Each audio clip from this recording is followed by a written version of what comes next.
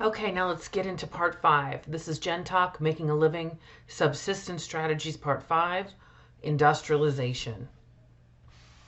So let's talk about the subsistence strategy of industrialization, something that most of us are much more familiar with, and many of our grandparents and great-grandparents really lived during the era of industrialization. To make a living in an industrialized society, there was a shift from the focus on farming to the mass production of goods and use of machines to produce labor. Few people own the means of production. Most sell their labor to earn resources. So most of us would get a job and get a paycheck for that, and a few select people would own the corporations and the agricultural industries where we could engage in that labor. Populations in industrial societies were in the thousands and even the millions. Life chances or access to resources were really stratified in industrialized societies, and in those societies today that are predominantly industrialized versus post-industrial. So those who own and manage the means of production have greater access to resources. Significant inequality among classes and castes exist in industrialized societies. So with industrialization, we shift from seeing 3 or 4 classes or castes like we saw with agrarian cultures to having more layers. So you have the impoverished, homeless caste or class. You have a lower socioeconomic status, people who may have homes, maybe in and out of homes, or live in the lower income housing, really living hand to mouth, oftentimes on the edge of not having a place to live and having to live with family or on the streets. Then you have working class folks who are not much above that, but sometimes own homes, also working and living a bit hand to mouth. The development of unions come out of these working classes so that they have some security of maintaining their base jobs and their ability to secure their livelihood. Middle class families that are able to maintain, to get the resources that they need and the education that they need for their children and their families, and save a bit in case there are bad times.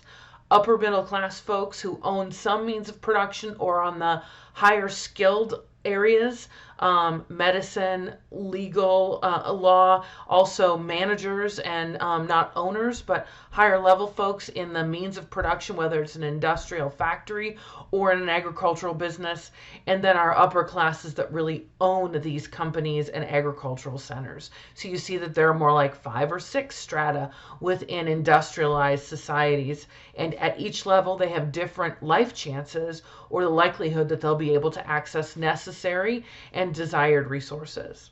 In terms of tools and technology, complex machines have been developed. Horsepower allowed us to figure out what we could do with stronger equipment. We started to develop also tools with steam, with the heat and combustion of coal, and as well water power, so steamboats and windmills, and windmills that are actually water mills. So human beings started to get more scientific. Of course, that required higher levels of education. Those who had that education would be hired by the corporations that needed to harness that power so that their production would be greater, and they would have higher paying positions and the ability to live a better life than many others who didn't have that education. All through developing more complex machines to produce goods, and advanced forms of communication and transportation also emerged. So in the industrial era, the printing press emerged, and not only the ability to print with a press, but to mass produce things like newspapers and eventually radio and eventually even television out of the industrial area. There's an emergence of new technologies which require some people to earn even higher levels of education to understand and develop and build and continue to build those types of technology, including things such as the International Space Station and all things that go into NASA and our exploration beyond our own Earth, but into the oceans, into aviation, and into outer space. Specialized professions emerged, including engineers, police officers, teachers, machinists, scientists, doctors, etc. Those all were people who learned to use specialized tools and technology, and those who learned those skills had greater access to resources or higher life chances, and therefore so did their families and their children. In terms of the division of labor, for the most part, women care for their families in the home still and begin to work outside the home to sell labor for income when men are at war or when households, especially lower income households, are in need of more resources. And corporations also emerge to manage large scale production, and women start to work in some of those professions, in administrative type professions, as well as some labor professions when men are off to war. Quality of life and surplus. Industrialization, like agrarian societies, is really a hallmark is surplus, wealth, and capital. Capitalism has come out of industrialization.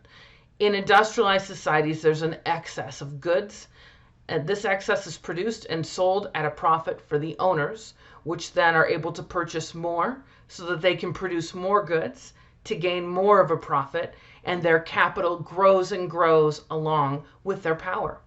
Those who own, therefore, these means of production have more material possessions and definitely escape hunger and hardship, while those who do not enjoy a lesser quality of life. Stratification among classes continues and expands globally as industrialization becomes much more of a norm or a desired mode of production. Land ownership is predominantly held by men, but women are given the right to own property later in the industrialized eras. In terms of territories and land, land is owned by individuals, by corporations, and by the state, which is a nation state. And property rights are established through the government of any nation state.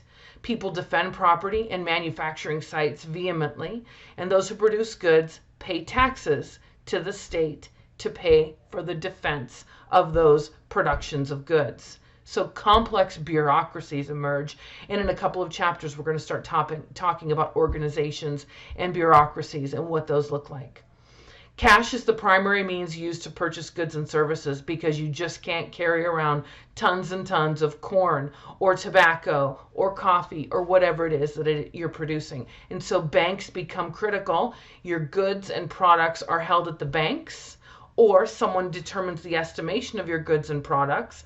They're held for the amount of gold, and then you're given currency to trade at that valuation of what it is that you have or have produced. Now let's talk about interpersonal relationships and industrialization. The division of labor between the sexes is very clear in industrialized societies, creating inequality among men and women. We hear a lot about concepts of wage gap, etc. Those emerge out of all of these inequities that have developed since agrarian lifestyle and now in industrialization are really exacerbated, and we see that women make less money than men overall when they are working and when they're working in the same job.